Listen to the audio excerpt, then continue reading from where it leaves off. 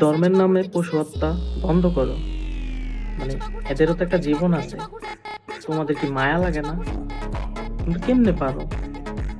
কুরবানির নামে এটা সেটাতে যেকোনো অনুষ্ঠানেতে তোমরা যেকোনো পশু প্রাণী জবাই করে খেয়ে ফেলো। কেমনে পারো? বিশেষ করে গরু। গরু কিভাবে জবাই করো তোমরা? তোমাদের মায়া হয় না? কষ্ট হয় না? কেমনে খাও? আরে হাজার বছরের ইতিহাস, ঐতিহ্য, বাঙালি ইলিশ খাবে, যা ইচ্ছা তা খাবে, একটু উদযাপন করবে, যেকোনো অনুষ্ঠান উদযাপন করবে, তাতে কি? কি এমন হলো? আচ্ছা আমরাই খাবো, তাহলে কে খাবে? কেন এগুলা এই রিসোর্স এই দুনিয়াতে আছে? আমাদের জন্যই তো। এগুলা কি মহাপাপ?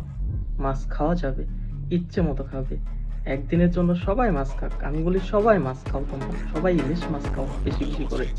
যার যেটাই আছে, যার যেটা পছন্দ সেটা খাও।